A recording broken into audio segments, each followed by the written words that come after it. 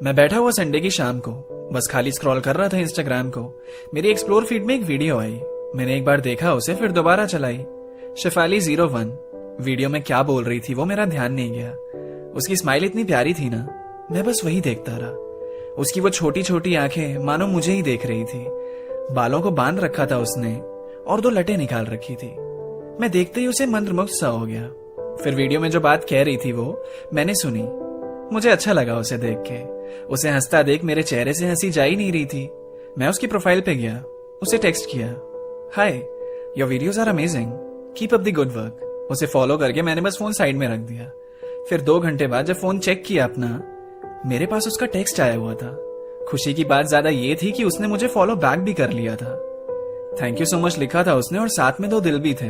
मैंने your welcome करके reply किया और होठ तो मेरे हंस ही रहे थे। मैंने थोड़ी देर फिर उसकी प्रोफाइल स्टॉक करी। कुछ तो था उसमें जो मुझे वो अपनी तरफ खींच रही थी। 2000 फॉलोअर्स हैं उसके और फॉलोइंग 149, जिसमें से अब एक मैं भी हूँ। बायो में उसने कुछ भी नहीं लिख रखा, खाली है पूरा। पता नहीं क्यों उसे जितना देख रहा था मैं, वो मुझे उतनी अच्छी लग रही थी। होता है ना, किसी को पहली बार देखो तो वही दिमाग खल्लास हो जाता है। बस वैसी ही फीलिंग हो रही थी। फिर 2 दिन बाद अचानक ही उसने मेरी एक स्टोरी पे रिएक्ट किया। मैं खुश हुआ, फिर सोचा कि अब बात करनी चाहिए। फिर लगा नहीं, डेस्परेट सा लगेगा। तो मैंने वही पुराना तरीका अपनाया, कॉन्वर्सेशन स्टार्ट करने का। एक फनी सी मीम उठाई और उसे सेंड कर दिया।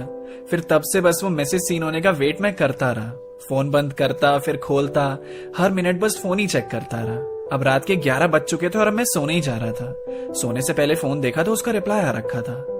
3 हंसते हुए इमोजीज, उस मीम के हिसाब से ज्यादा थे, पर जिस वक्त का इंतजार था मुझे, वो घड़ी मेरे सामने थी।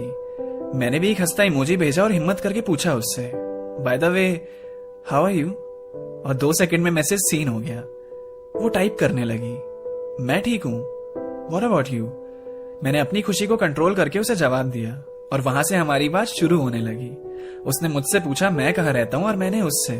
वो इंदौर की है और मैं नोएडा में, तो रहे तो हम काफी दूर रहे थे। मुझे भी ना यही बात समझ नहीं आती, जिससे भी हम इंटरनेट पे मिलते हैं उनके शहर हमेशा दूरी क्यों होते हैं। फिर उसने बताया कि वो BBA सेकेंड ईयर में है और इंस्टा पे वीडियोस उसके टाइम पास वाले होते हैं। हमारी बात चलती गई और मुझे विश्वास नहीं हो रहा था इस बात पे।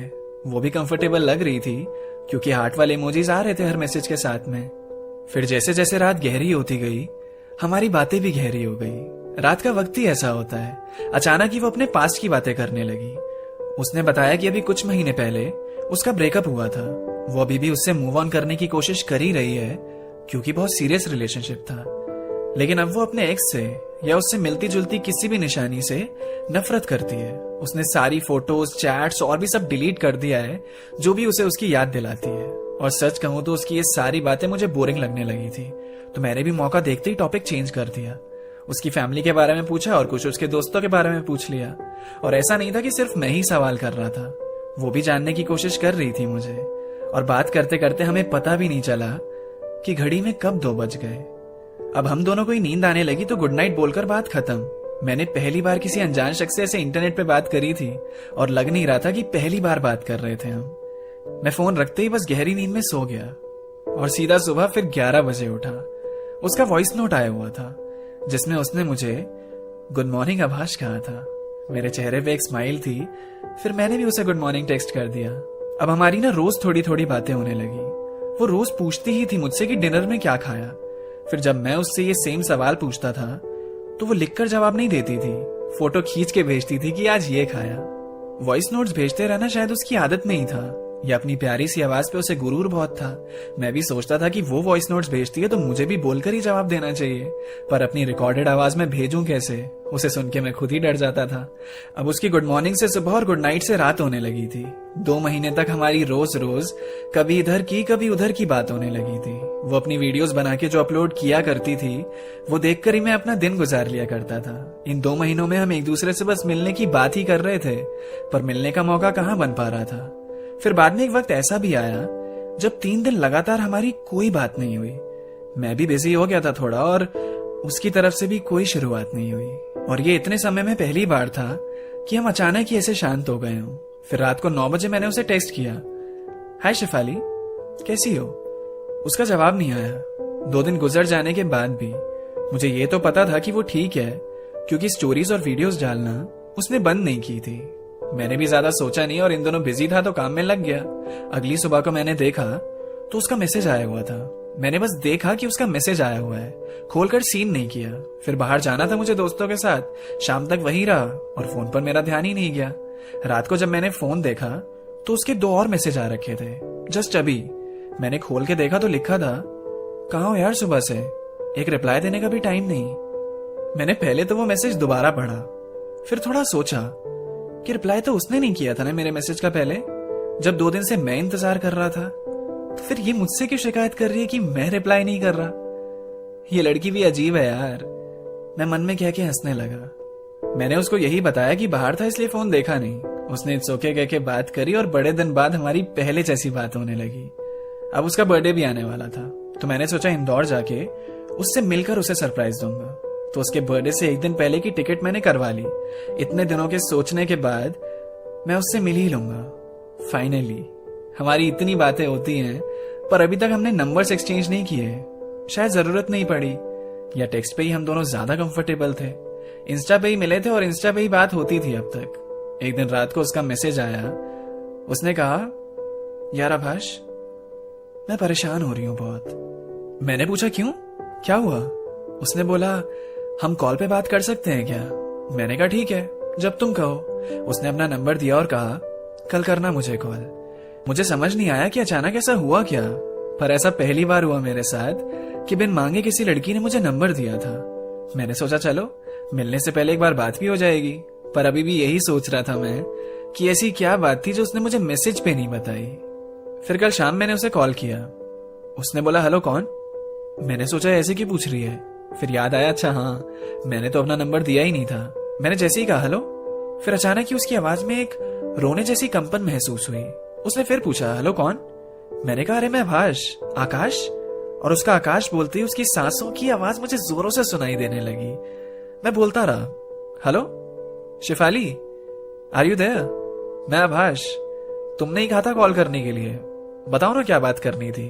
और मेरा इतना कहते ही उसने फोन काट दिया। मुझे कुछ समझ नहीं आया, बहुत अजीब सा लग रहा था कि ऐसी क्या बात हो गई थी। मैंने फिर कॉल किया उसे और उसने उठाया नहीं। कुछ देर बाद उसका टेक्स्ट आया जिसमें लिखा था कि मुझे नहीं लगता कि हमें आगे बात करनी चाहिए।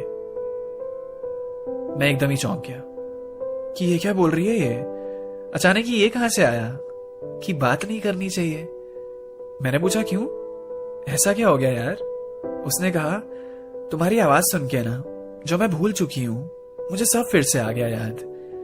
तुम्हारी आवाज बिल्कुल आकाश से मिलती है। मैंने कहा, आकाश कौन? तुम्हारा एक्स? तो मेरी आवाज उसके जैसी है और सिर्फ इतनी सी बात के लिए तुम मुझसे बात नहीं करोगी, करेक्ट? उसने बोला, ये इतनी सी बात नहीं है, अभी भी तुम्हारी आवाज गूंज रही है मेरे दिमाग में। मैं परेशान थी, अब और परेशान हो गई हूं यार। क्यों कहा मैंने तुम्हें मुझे कॉल करने के लिए? अब मैं तुमसे मैसेज पे भी बात करूं ना तो उस टेक्स्ट में भी मुझे तुम्हारी आवाज सुनाई देगी। मैंने बहुत मुश्किल से जलाया अपनी यादों को। मैं फिर अपने आप को ऐसे बिखरने नहीं दे सकती। मुझे पता है तुम सोच रहे होगी कि किसी पागल जैसी बात कर रही हूं मैं, पर यही है जो है। आई होप तुम समझ जाओगे। सच बताऊं तो तुमसे बात करके अच्छा लगा मुझे। इसमें मर्जी नहीं है मेरी, पर अब तुम हमेशा मुझे आकाश जैसे ही नजर आओगे। मैंने बोला, हाँ ठीक है, मैं समझ सकता हूं, पर मेरी आवाज ही तो मिलती है। इंसान तो मैं अलग ही हूं। और ऐसा पहली बार सुना है मैंने कि किसी की आवाज की वजह से कोई किसी से बात करना छोड़ रहा हो। क्यों? क्योंकि वो आवाज तुम्हें किसी ऐसे की याद दिलाती है जिससे तुम नफरत करती हो। उसने कहा, आई एम सो सॉरी, पर है मुझ में दिक्कत, यही समझ लेना। बाय करके वो ऑफलाइन हो गई और एकदम से ही तोड़ दिया मुझसे लेना देना। मैं सोचने लगा उसके बर्थडे सरप्राइज के बारे में जो सोचा था मैंने।